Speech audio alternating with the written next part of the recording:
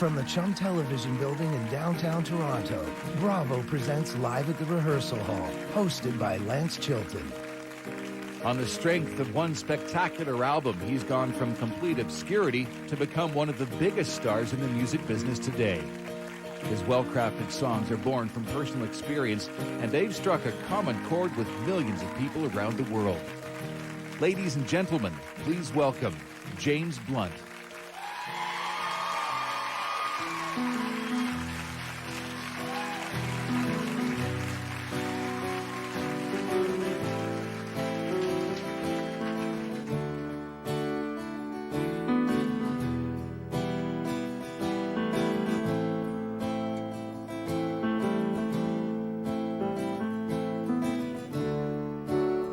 I've seen peace, I've seen pain, resting on the shoulders of your name. Do you see the truth through all that lies? Do you see the world through troubled eyes? And if you want to talk about it anymore, lie here on the floor and cry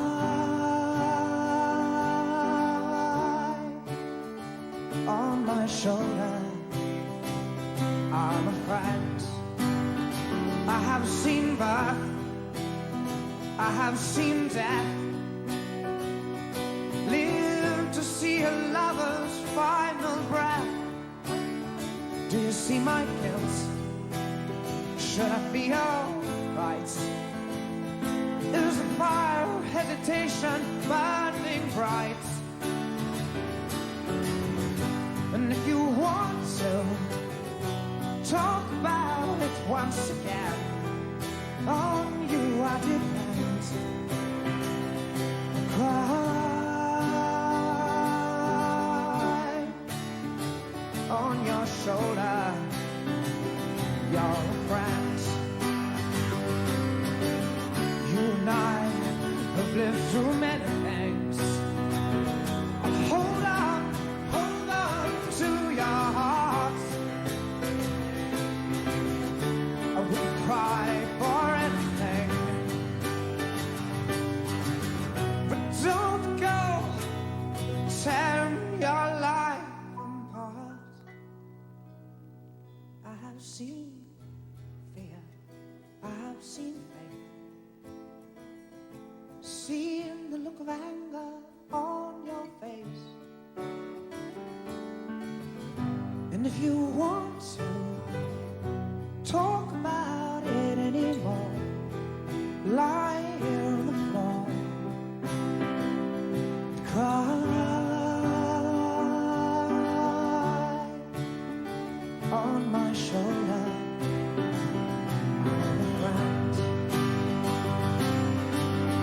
And if you want to talk about what will be, come and sit with me and cry on my shoulder once again. Cry on my shoulder.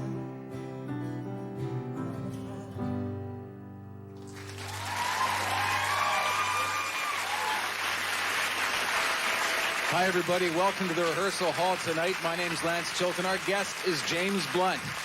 As you know, James's career has taken off like an Exocet missile. And as far as artist bios go, this is not a story we've heard before. In fact, on paper, it's kind of a long shot. Picture a British Army officer serving in Kosovo with the tanks and the peacekeepers there, and then guarding the Queen and guarding the Queen's mum, for that matter.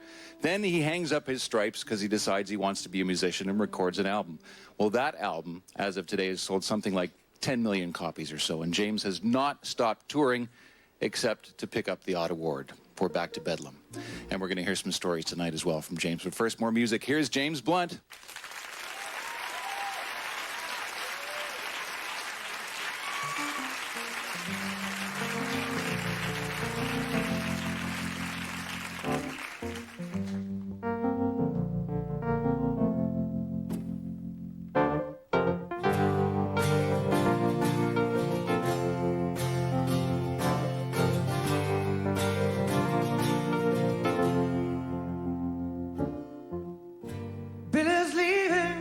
today. Don't know where he's going. Holds his head in disgrace. He can't escape the truth. He knows the price that he's paid. He admits that it's too late to admit that he's afraid.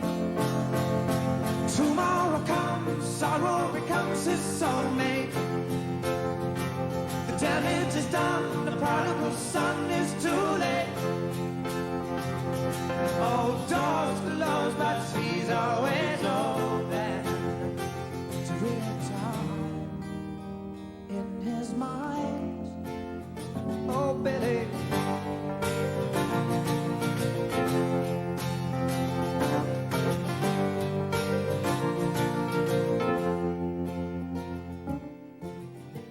Billy's leaving today. Don't know where he's going. He's got lines on his face. They tell a story of his pain. He accepts it's his fate. He admits it took too long to admit that he was wrong. Tomorrow comes, sorrow becomes his soulmate. The damage is done, the prodigal son is too late. Oh, doors closed, but he's always open to real time in his mind. Oh, baby.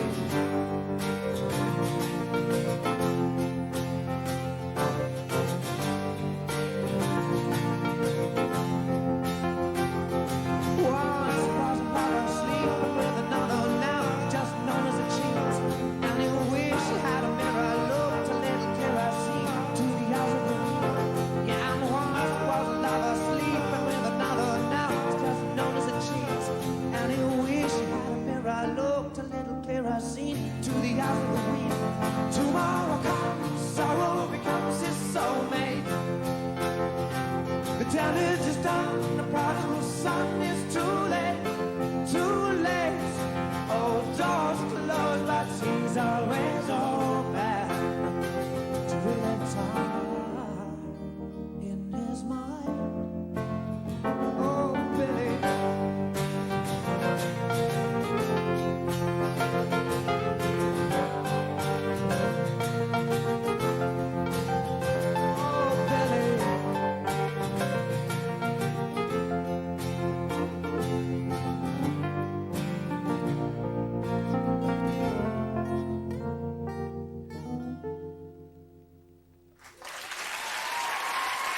Thank you very much.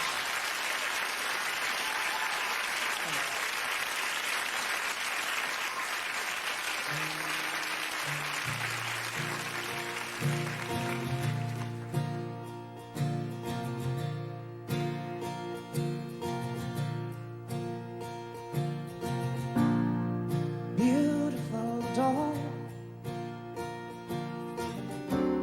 lights up the shore for me. There is nothing else in the world.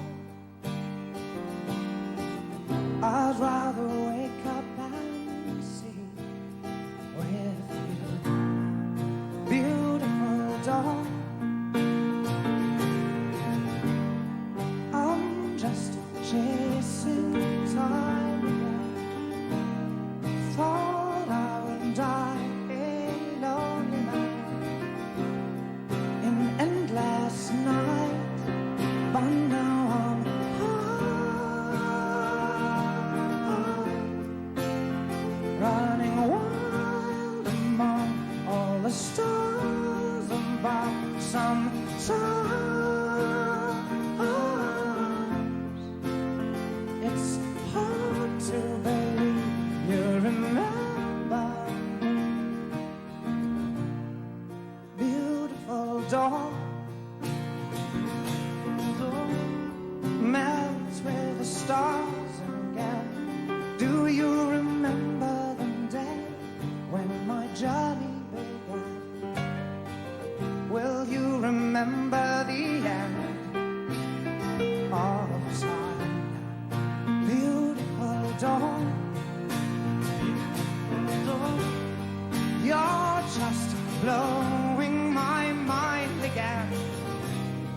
Thought I was born to endless nights until you shine.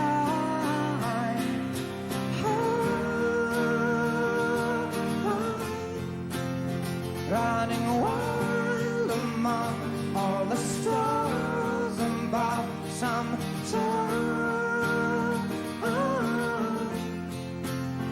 It's hard to believe you remember me. Will you be my shoulder when I'm grey and older? Promise me tomorrow starts with you getting high. Running wild among all the stars above some times. It's hard to believe you remember me.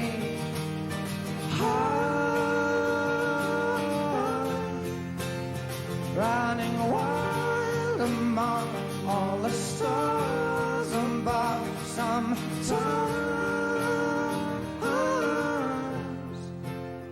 It's hard to believe you remember me.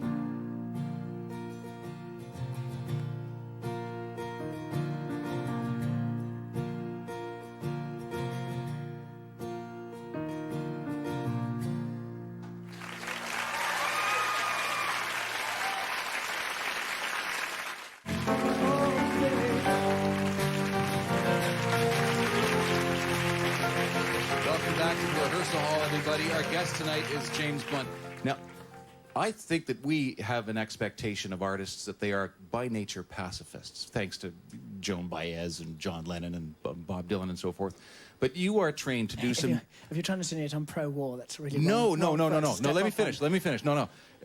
You're trained to do some nasty things, but I wonder how you reconcile those two things, because most people in your position don't have that kind of background. I'm wondering if there's a bit of a tug of war that way. No, not at all. I was in an army which we use in a form of defence to defend people, to defend our country, but also defend and save other people's lives, whatever country they are.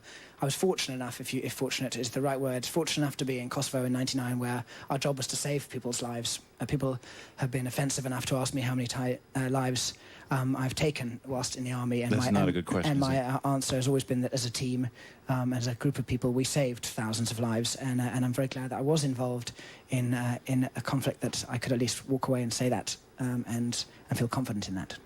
Head held high.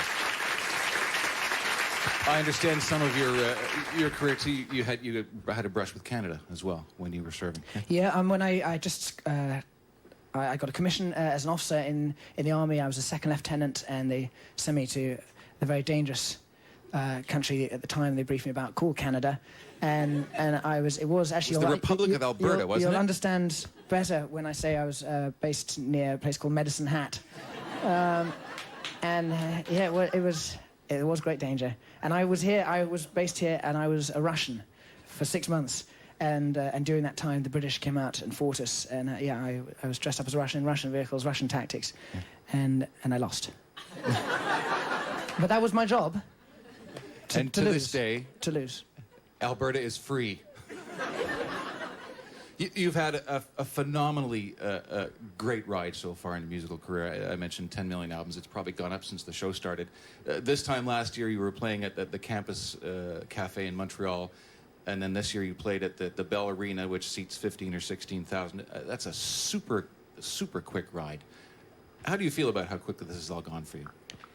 Yeah, it has gone very quickly in the sense of this last couple of years. There's been a lot of groundwork before this. Sure, and acknowledging that that's the case. I mean, you had to woodshed a few years before you... Yeah, and I've been writing songs since I was 14 and playing instruments much longer than that, and hoping that this would one day at least evolve into a job where I would be a jobbing musician.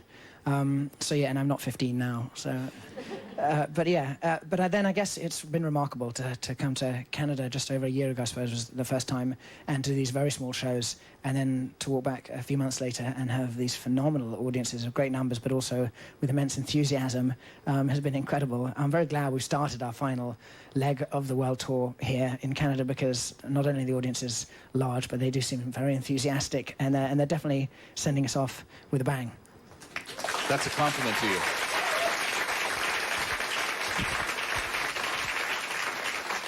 And notably polite, I might add. Does it change the way you play? The way you take the stage and pick up your instrument and sing, and you and Paul and the rest of the band? I think the larger venues and the bigger audiences don't change the way I try and connect with people, and I do try and look out and connect with everybody's eyes. When there are 15,000 people, it means I only get a brief second with each eye. But I do try my hardest, and I do try and make it as intimate as possible and try and draw people in, and I'm very dependent on the audience being part of what goes on. At the same time, the stage is a bit bigger, and so to go from the left side to the right of the stage, I used to be able to take a couple of steps, and now I find myself running between it, and I promise I'm not showing off. It's just trying to give it the due attention that I've been told it needs. I had a very, very brief flirtation with the idea of going into the military, because I wanted, as you did, to get the military to pay for my education. And I went to the military college and everything, and I found out there was work involved, so I just shied right off that. But I did learn during that brief flirtation that, of course, as you know, discipline is a real cornerstone of the military life. Strangely. Sure, yeah. So does that have any kind of echo in the way you approach music, whether it's the way you approach a string of gigs or writing music or in any fashion? I think there are, I don't know if I could say I'm disciplined anymore. I think I've let my hair down. I don't shave particularly often. I do shower once a month. But there are some similarities between what I did then and what I do now. I used to tour the world in a tank. Now my tank is slightly bigger and slightly more comfortable in the form of a tour bus. And it's a close-knit team that I work with in the form of a band and a crew, which is very much like the small troupe that I once toured with. And I have a tour manager who's very much like a troop sergeant, who says, "Oi, get out of bed, sir." But nowadays he's dropped the "sir" and adds a few swear words in there. Let's hear some more music. Here's James Blunt.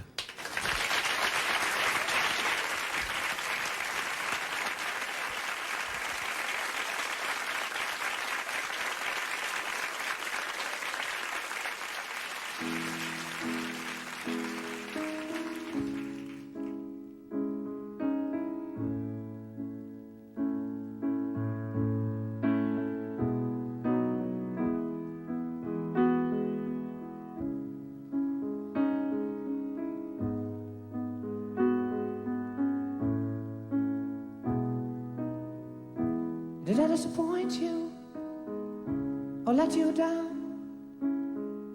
Should I be feeling guilty or let the judges frown? 'Cause I saw the end before we'd begun. Yes, I saw you were blinded and I knew I had won. So I took what's mine by eternal right. Took your soul out into the night.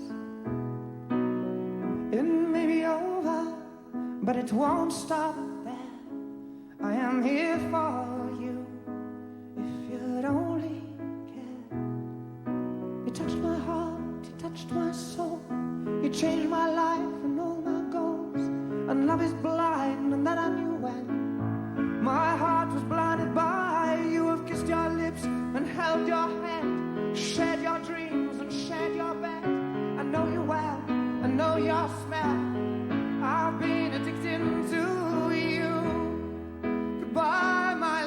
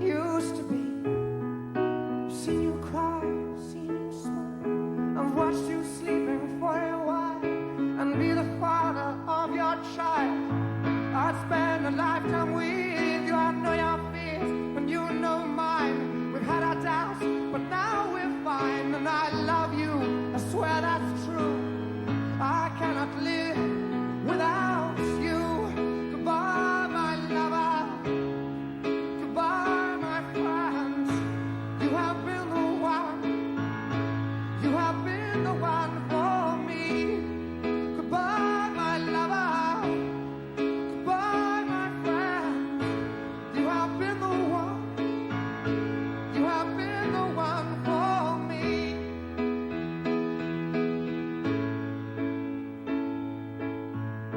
And I still hold your hand in mine when I'm asleep. And I will bear my soul in time when I'm kneeling at your feet.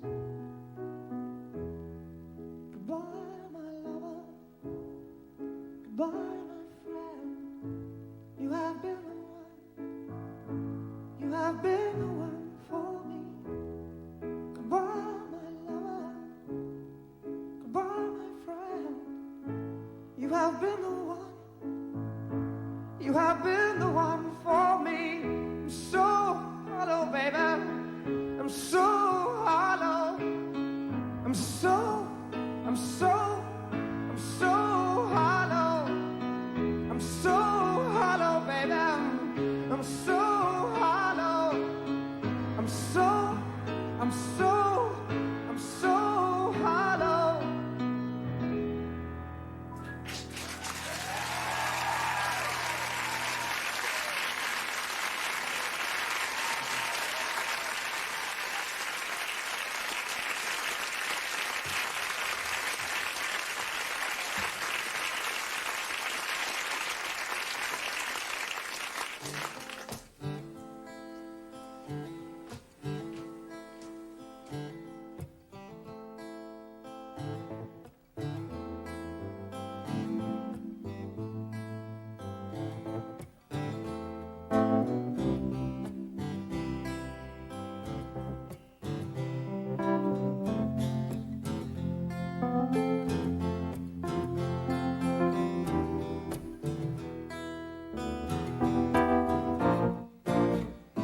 I just can't believe that it's over.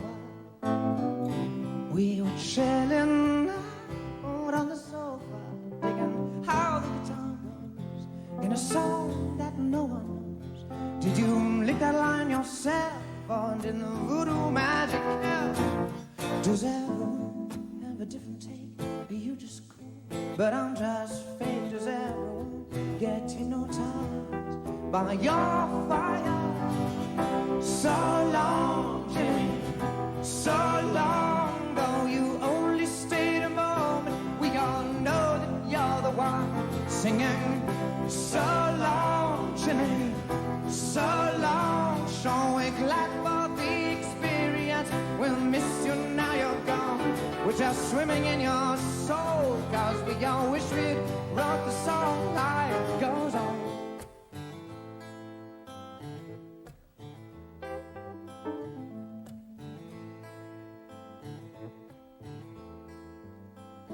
I'm just so relieved that it's over.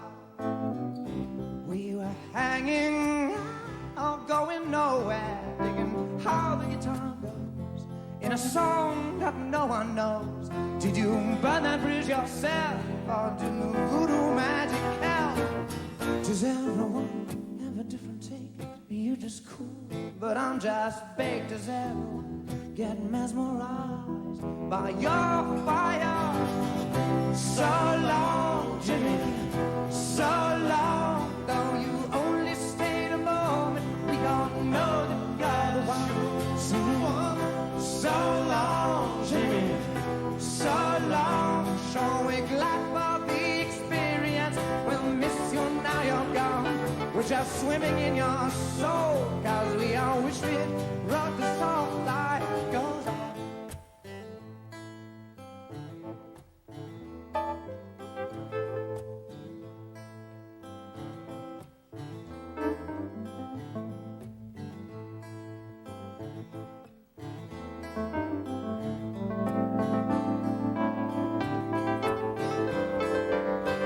So long, Jimmy, so long, though you only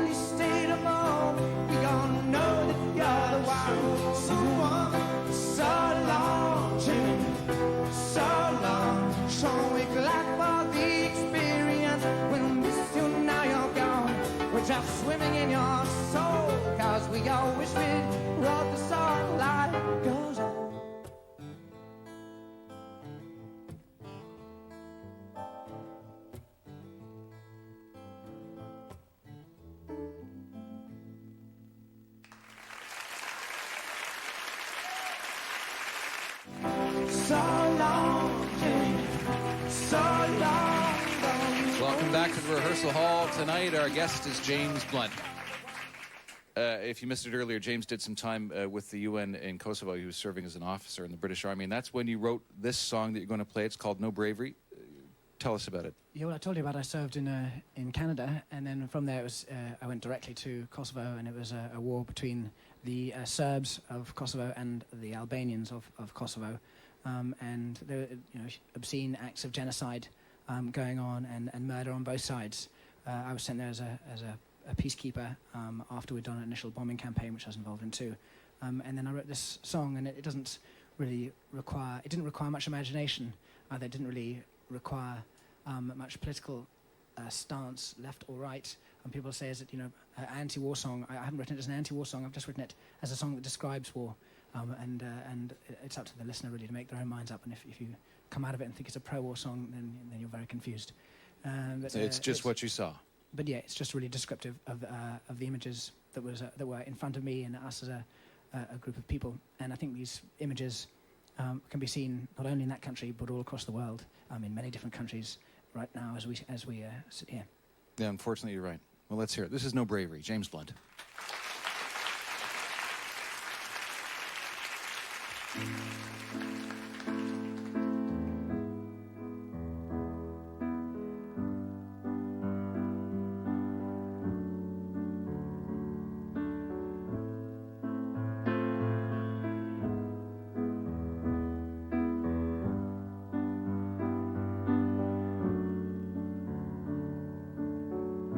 There are children standing here, arms outstretched into the sky, tears drying on their face. He has been here. Brothers lie in shallow graves, fathers lost without a trace, a nation blind to their disgrace since he's been here. And I see no bravery, no bravery in your eyes anymore, only sadness. And I see no bravery, no bravery in your eyes anymore, only sadness,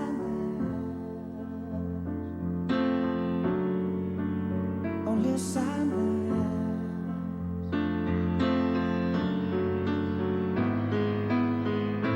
Houses but beyond repair, the smell of death is in the air. A woman weeping in despair says he has been here. Trains are lighting up the sky, it's another family's turn to die. A child afraid to even cry out says he has been here. And I see no bravery, no bravery in your eyes anymore, only sadness. And I see no bravery, no bravery in your eyes anymore, only sadness, only sadness.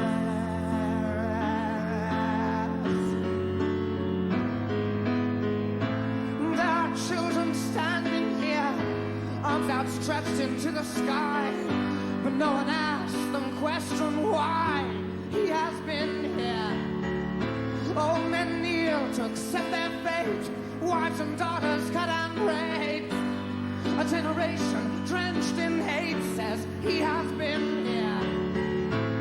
And I see no bravery, no bravery in your eyes anymore, only sadness. And I see no bravery, no bravery in your eyes anymore, only sadness, only sadness.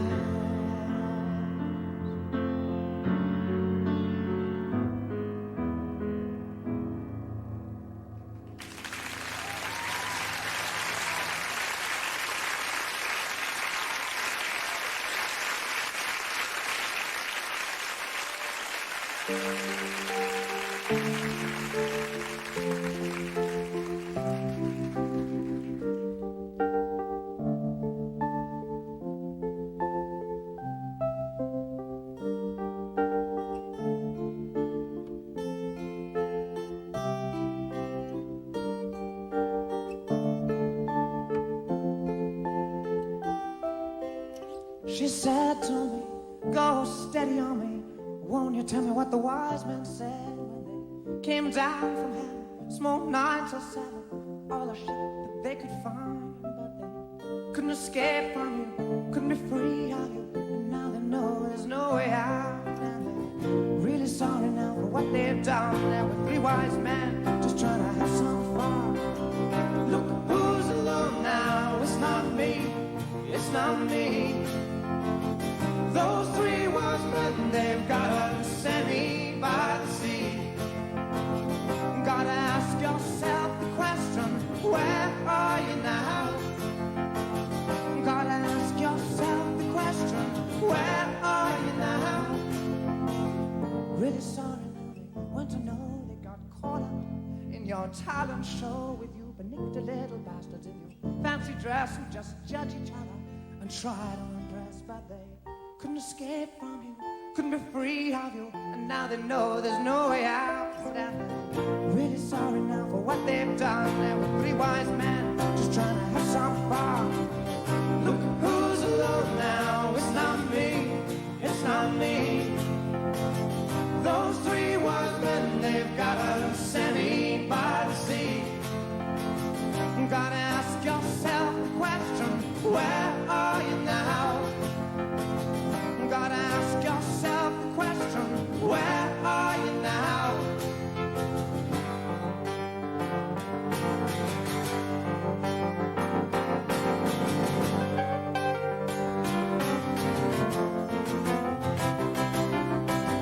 Look who's alone now, it's not me, it's not me. Those 3 wise men, they've got a semi by the sea. Gotta ask yourself the question, where are you now? Gotta ask yourself the question, where are you now? Where are you now? Where are you now? Gotta ask yourself the question, where are you now? Gotta ask yourself the question, where are you now?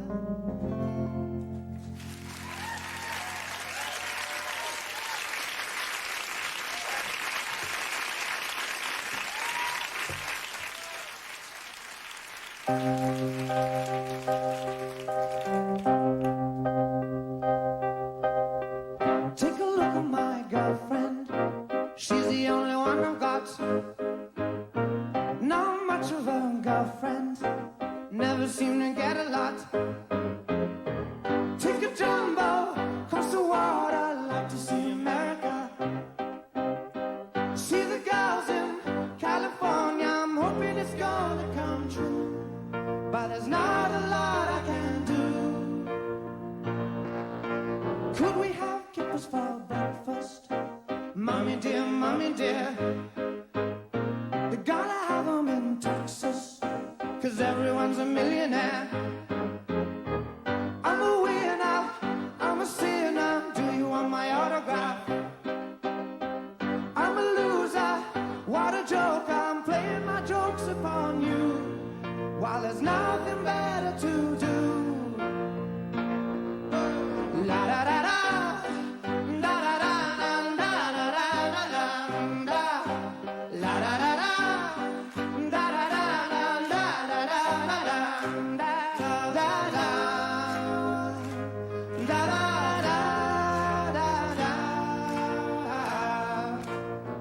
Take a look at my girlfriend, she's the only one I've got.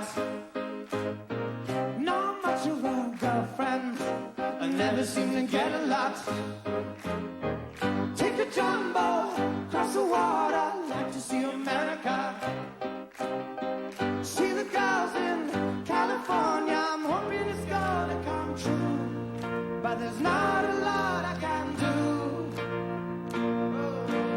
La da da da.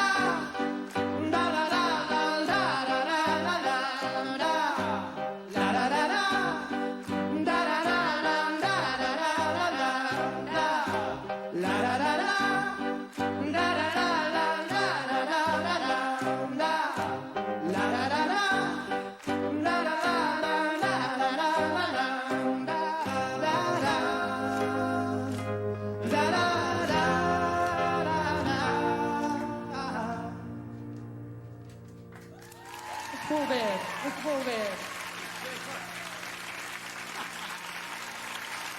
Those three words good, they've got us semi-clad. Welcome back, live at the Rehearsal Hall tonight. Our guest is James Blunt.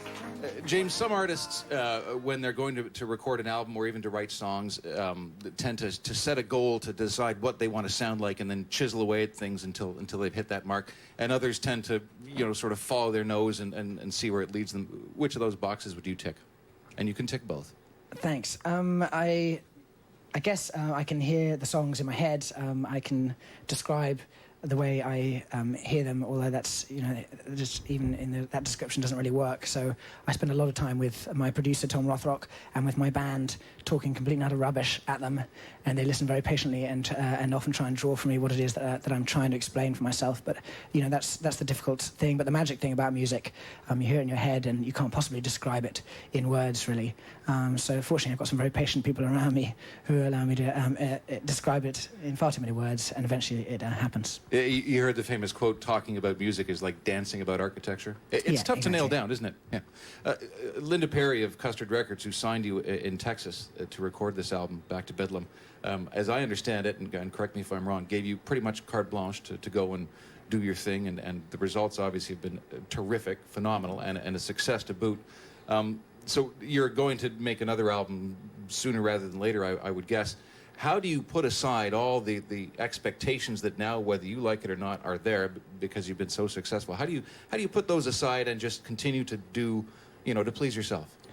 Well, in the same way that I went about the first album, I signed to an independent record label with very little money, but having been given carte blanche to do what I wanted to do, and being able to choose the producer I wanted to work with, I then made the album that I wanted to make, Back to Bedlam, and I could hold that first copy up, and that was the culmination of all my dreams, really. But then I also wanted to make a few more beyond that, and to do that you need to sell a few and hopefully sell enough to keep a record deal. And so maintaining it as a job was kind of the next step. And at some point, I think you're there. And at some point, it kind of went ballistic, and something very stupid happened, and lots of people went out and bought it.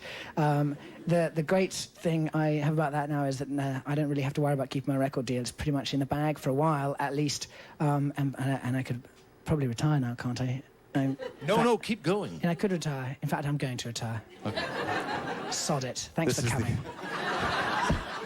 You heard it here first. This is the James Blunt farewell tour. Yeah. However, like most British artists like The Who, there will be 7 or 8 farewell tours, so fear not. But I guess the great position about that means that I can do music for the love of music, and I can do it for the pleasure it brings me. And I will go into the studio next year and record an album, and my ambition is to hold up the first copy of the second album and say, yeah, these are the songs as I hear them in my head, and I enjoy it. And if you guys like it too, that's a great bonus. But it's not the be-all and end-all.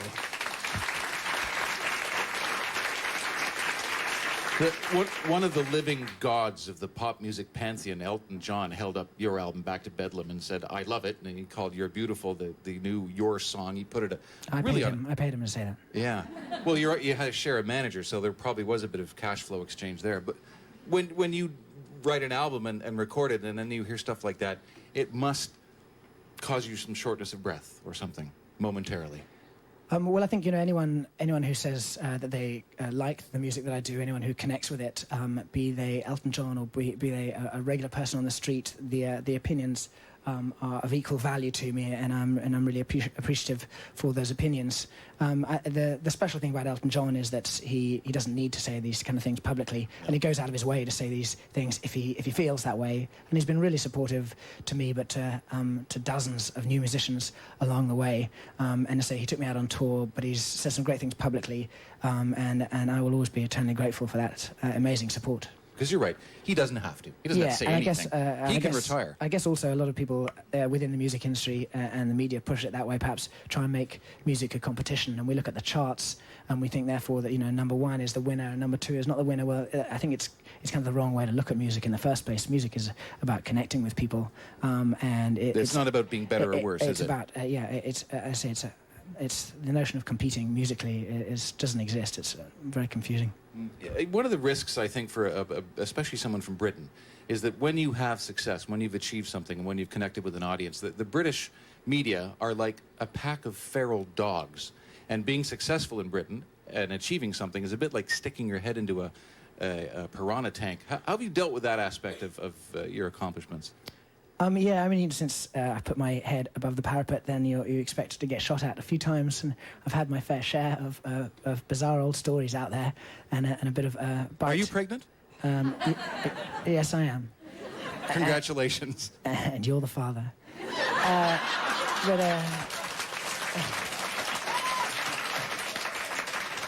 Now show me the money.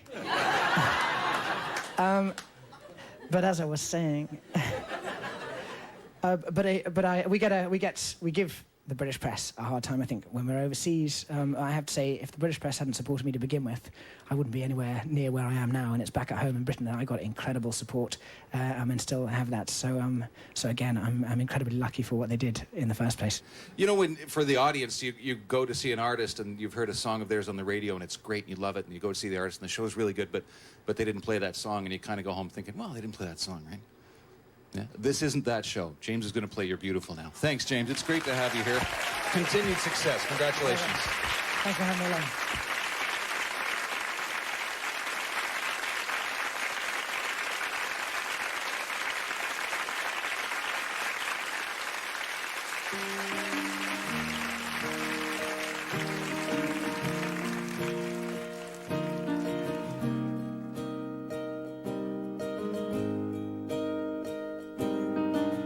My life is brilliant.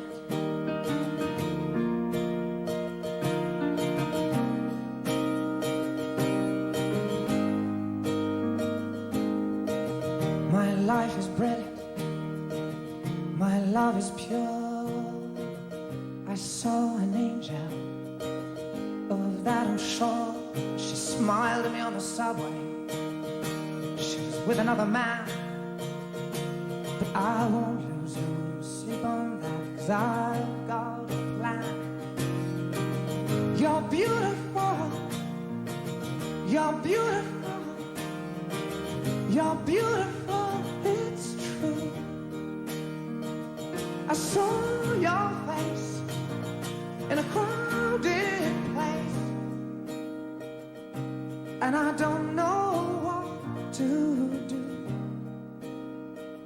'cause I'll never be with you.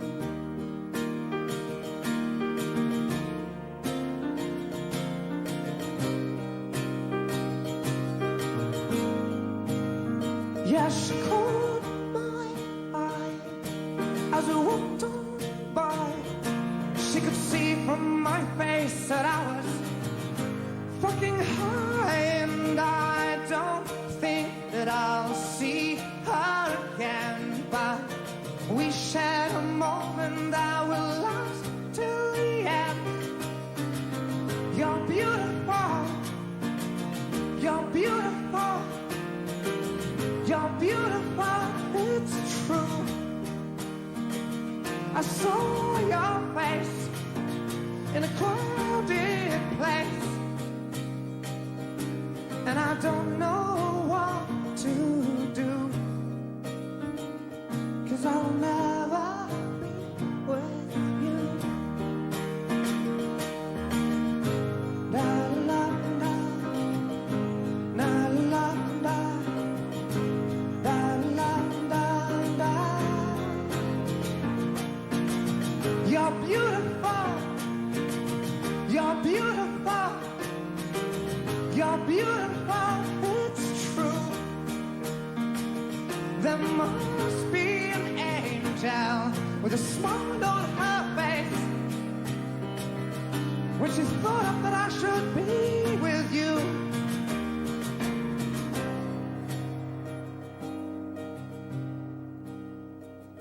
But it's time to face the truth. I will never be with you.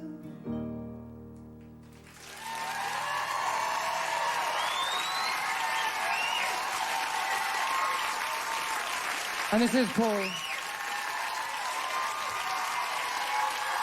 And that's my grandfather. You've been very special.